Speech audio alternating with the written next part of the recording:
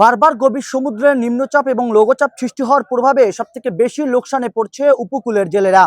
আমি বর্তমানে অবস্থান করছি আলিপুর মহিপুর মৎস্য বন্দরে। আপনাদেরকে জানিয়ে রাখতে চাই, পায়রা সমুদ্র বন্দর সহ দেশের 4 সমুদ্র বন্দরে একটি নিম্নচাপ সৃষ্টি হয়েছে। এর প্রভাবে দেশের সকল সমুদ্র বন্দরকে 3 নম্বর স্থানীয় সতর্ক সংকেত দেওয়া হয়েছে। এর প্রভাবে আলিপুর মহিপুর যে মৎস্য বন্দরটি রয়েছে, সেই মৎস্য বন্দরটিতে কিন্তু শত শত মাছ ধরা ট্রলার তারা অবস্থান করছে। আমি আপনাদেরকে সেই দৃশ্য দেখানোর চেষ্টা করছি যে আলিপুরের যে শিববাড়ি যে খালটি রয়েছে, সেই খালটিতে কিন্তু শত শত মাছ ধরার ট্রলার এবং জেলেরা তারা এখানে অবস্থান করছেন। আমি তাদের সাথে কথা বলেছি, তারা আমাদেরকে বলেছে যে উপকূল জুড়ে হঠাৎ করে বৈরী আবহাওয়া বিরাজ করছে এবং গভীর বঙ্গোপসাগর অনেকটা উত্তাল এবং বড় বড় ঢেউ এখানে ভেঙে পড়ছে। অর্থাৎ পায়রা সমুদ্র বন্দরের কিন্তু তীরবর্তী যে অঞ্চলটি রয়েছে, সেই তীরবর্তী অঞ্চলগুলোতে কিন্তু বড় বড় ঢেউ ভেঙে পড়ছে, এমন কথাও কিন্তু তা আমাদেরকে জানিয়েছে। এই গভীর সমুদ্রে উত্তাল ঢেউ এবং নিম্নচাপের প্রভাবে সকল মাছ ধরা ট্রলার তারা আলিপুর মহিপুর মৎস্য বন্দরে অবস্থান করছেন এবং সেখান থেকে তারা যে জালমান নিরাপত্তার ক্ষেত্রে তারা এখানে অবস্থান করছে বলে এমনটা আমাদেরকে জানিয়েছে। আপনাদেরকে যে দৃশ্যটি দেখানোর চেষ্টা করছি যে গভীর সমুদ্রে এখানে তারা মাছ ধরে আসার পর যখন নিম্নচাপ সৃষ্টি হয়েছে, সেই নিম্নচাপের প্রভাবে তারা উপকূলের কাছে তারা নিরাপদ আশ্রয় ছুটে এসেছে।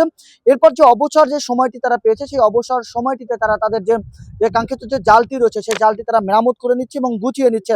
আবহাওয়া অনুকূলে আসলে আবারও তারা গভীর সমুদ্রে মৎস্য শিকার করতে যাবেন বলে এমনটা তারা আমাদেরকে জানানোর চেষ্টা করছে।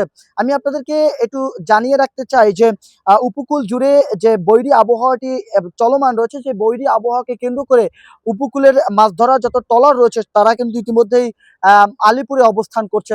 অর্থাৎ এই যে লোকসানটি জেলেদের হয়েছে, সেই লোকসান কাটিয়ে ওঠা অনেকটা কষ্টসাধ্য হবে বলে এমনটাও কিন্তু তারা আমাদেরকে বলার চেষ্টা করেছে। অর্থাৎ এই মাসের মধ্যে 2 থেকে 3টি লঘুচাপ এবং নিম্নচাপ সৃষ্টি হয়েছে। এই নিম্নচাপের প্রভাবে জেলেদের যে সমস্যার সম্মুখীন হয়েছে, তা অনেকটা ক্ষতির পুষিয়ে ওঠাটা অনেকটা অসম্ভব হয়ে পড়বে বলে এমনটা আমাদেরকে বলছেন। তো এই বিষয়ে আমি সকালবেলা আবহাওয়া অধিদপ্তরের সাথে কথা বলেছি, তো আমাদেরকে বলেছেন যে বৈরী আবহাওয়াকে কেন্দ্র করে উপকূলে থেমে থেমে বৃষ্টি হতে পারে এবং মেঘাচ্ছন্ন আকাশ থাকতে পারে এবং বাতাসের গতিও বাড়তে পারে। এর প্রভাবে যে সকল মাছ ধরা ট্রলারকে নিরাপদ আশ্রয় এবং নিরাপদ আশ্রয়ে থাকার জন্য নির্দেশও দিয়েছে তারা, এমনটাও কিন্তু আমাদেরকে তারা বলেছেন।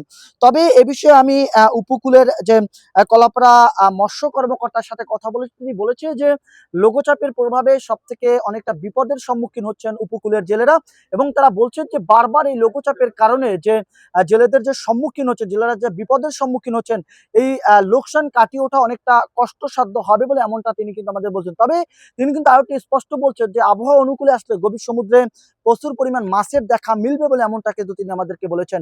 আমি আবার একটু স্পষ্টভাবে জানিয়ে রাখতে চাই যে উপকূলে একটি নিম্নচাপ সৃষ্টি হয়েছে। নিম্নচাপের প্রভাবে পায়রা সমুদ্র বন্দর সহ দেশের 4 সমুদ্র বন্দরে একটি নিম্নচাপ সৃষ্টি হয়েছে। নিম্নচাপের প্রভাবে সকল সমুদ্র বন্দরে 3 নম্বর স্থানীয় সতর্ক সংকেত দেওয়া হয়েছে। এই সতর্ক সংকেত এবং এই উত্তল সমুদ্র থেকে নিরাপদ আশ্রয় কিন্তু ইতিমধ্যেই আলিপুর মহিপুর মৎস্য বন্দরে শত শত জেলেরা ছুটে এসেছে।